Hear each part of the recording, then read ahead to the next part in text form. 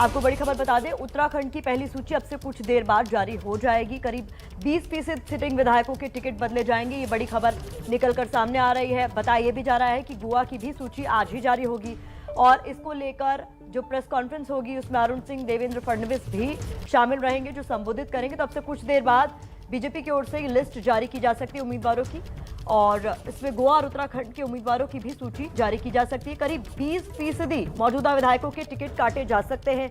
ये जानकारी सूत्रों के हवाले से इस वक्त हमें मिल रही है। तो बीजेपी की यूपी को लेकर तीसरी सूची सामने आ सकती है, वहीं गोवा और उत्तराखंड को लेकर भी लिस्ट आज सामने आ सकती है। इसको लेकर बैठकों का लंबा दौर चला था और अब कहा जा रहा है कि अब से कुछ देर बाद यूपी में तीसरे चरण के लिए बीजेपी उम्मीदवारों का ऐलान कर सकती है। गोवा और उत्तराखंड की लिस्ट भी आज ही जारी कर सकती है बीजेपी।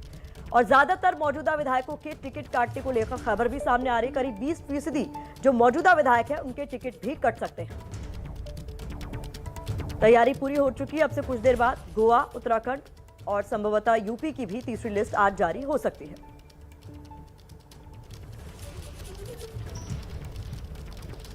तस्वीरों में आप देख रहे हैं देवेंद्र फडणवीस को, मित्रों नमस्कार। जिनका संबोधन शुरू हो गया। अपने बीच भारतीय जनता पार्टी के वरिष्ठ नेता, महाराष्ट्र के पूर्व मुख्यमंत्री और गोवा प्रदेश के चुनाव प्रभारी माननीय देवेंद्र फडणवीस जी हैं। आपको संबोधित करेंगे। माननीय राष्ट्रीय महामंत्री सांसद अरुण सिंह जी हैं। मेरा विनम्र निवेदन है माननीय देवेंद्र जी से कि पहले आपको संबोधित करें। माननीय देवेंद्र जी।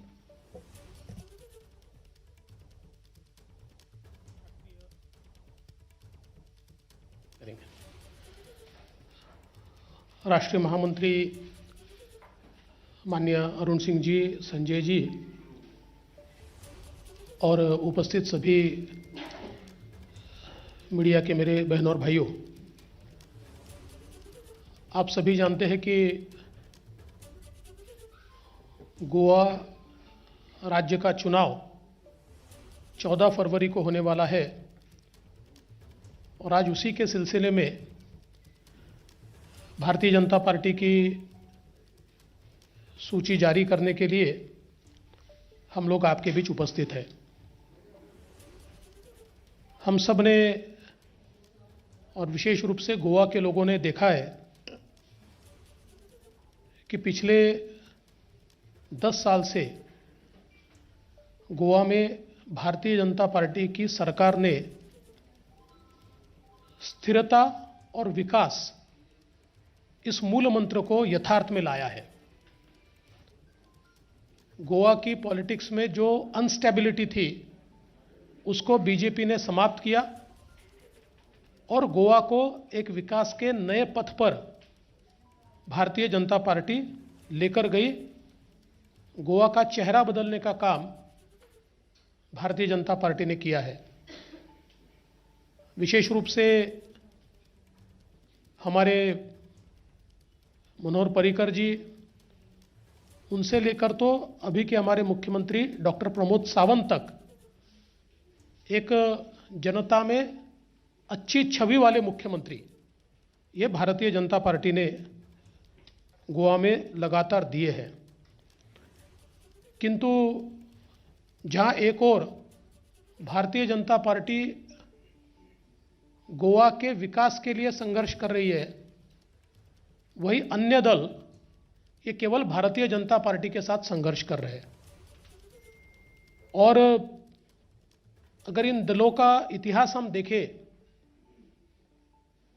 कांग्रेस पार्टी जिसने कई सालों तक गोवा पर राज किया, आज भी उनका जो 2007 से 2012 का शासन अगर हम लोग देखते हैं तो दिगंबर कामत जी के नेतृत्व में उस समय की कांग्रेस ने जो गोवा को सरकार दी, गोवा के इतिहास में सबसे ज़्यादा घपले घोटाले ये कांग्रेस की सरकार में देखे। एक दिन ऐसा नहीं जाता था कि जिस दिन गोवा में कोई मेजर स्कैम नहीं होता था। और गोवा की छवि को कांग्रेस ने पूरी तरीके से धूमिल किया। इनको सत्ता मात्र इसलिए चाहिए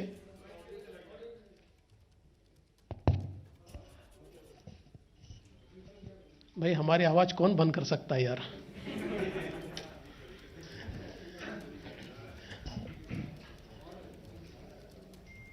इन पार्टियों को, विशेष रूप से कांग्रेस को, इसलिए गोवा चाहिए कि फिर एक बार उनकी लूट की राजनीति वे शुरू कर पाए और गोवा को पैसे बनाने की मशीन के रूप में, फैक्ट्री के रूप में कांग्रेस पार्टी ये देखती है। और वैसे भी नेताओं का भी कांग्रेस से मोहभंग हो गया है, क्योंकि बड़े बड़े नेता कांग्रेस छोड़कर चले गए, कुछ इंडिपेंडेंट लड़ने की कोशिश कर रहे हैं, और जनता का भी कांग्रेस से मोहभंग हो चुका है। इसलिए कांग्रेस कोई भी क्रेडिबिलिटी गोवा के मन में तैयार नहीं करती।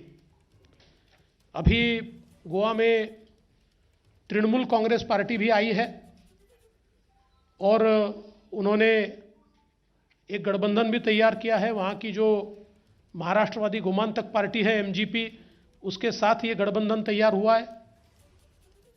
तृणमूल कांग्रेस के आने के बाद जिस प्रकार की राजनीति टीएमसी ने की, गोवा ने उस राजनीति को पहले ही नकार दिया।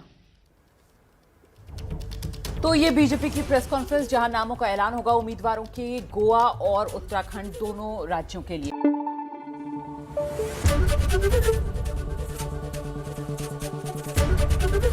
एबीपी न्यूज आपको रखे आगे।